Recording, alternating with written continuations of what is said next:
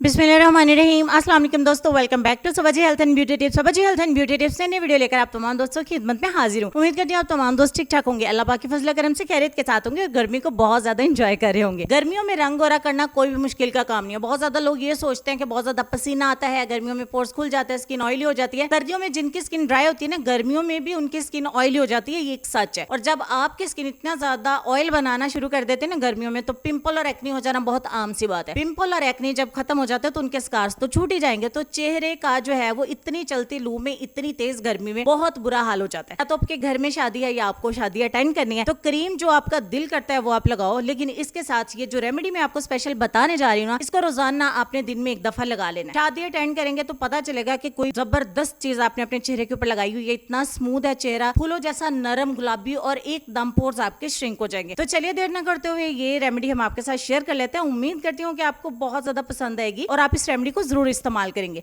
तो सबसे पहले नंबर पे हमारे पास है राइस फ्लोर, चावल का आटा घर पे बनाया हुआ है। मलमल के कपड़े में अच्छे तरीके से छान के जो बारीक स्मूथ पाउडर निकलेगा वो आधा चम्मच आपने चावल का आटा लेना है। आधा चम्मच आपने इसमें बेसन ऐड करना है और आधा ही चम्मच आप इसमें ऐड करेंगे मुल्तानी मिट्टी।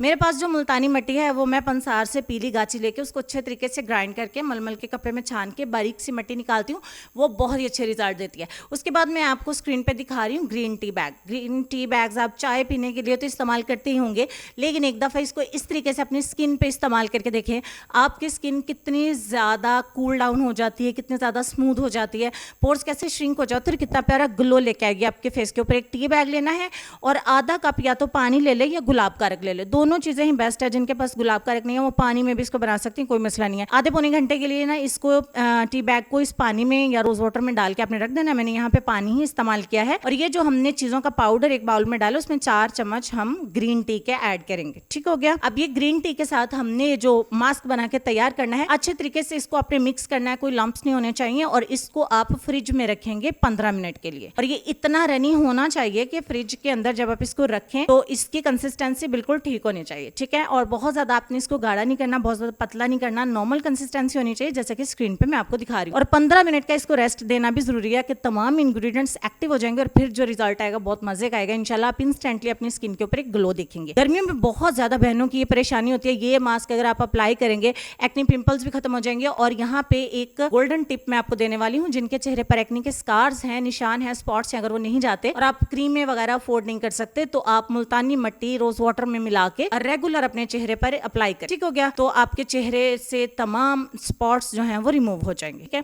अब यहाँ पे जो हमने ग्रीन टी बना के रखी थी, इसको भी हमने 15 मिनट के लिए फ्रिज में रख दिया था। अपने चेहरे को अच्छे तरीके से वॉश करें, अच्छे फेस वॉश के साथ। उसके बाद अपनी ग्रीन टी में कॉटन बॉल डाल के अच्छे तरीके से क्लीन करना है फेस को। जो डस्ट मट्टी आपकी स्किन से उतरेगी ना, आप ये सोचेंगे ऐसा लगता है मैंने एक हफ्ते से चेहरा वॉश ही नहीं किया, क्योंकि इतना जबरदस्त तरीके से पोर्स के अंदर से डस्ट मट्टी वगैरह इंप्योरिटीज निकाल देता है ना ये क्लींजर, मैं आपको बता नहीं सकती। आपके पोर्स की जब सफाई होगी ना, और जो पैक उसके बाद हम अप्लाई करेंगे, उसके रिजल्ट्स बहुत ही फास्ट हो जाते हैं। अगर आप ऐसे अपनी डेड लेयर के ऊपर ही डायरेक्ट फेस मास्क अप्लाई कर देंगे, उसने इतना अच्छा रिजल्ट आपको नहीं देना। सो स्किन को क्लीन करके, क्लिनजिंग करके जब आप अप्लाई करते हैं तो रिजल्ट हर प्रोडक्ट के बढ़ जाते हैं। ठीक हो गया। यहाँ पे मैंने अपने हैंड के ऊपर अप्लाई किया, 10 मिनट आपने रेस्ट देना है, उसके बाद एक लेयर और अप्लाई करनी है।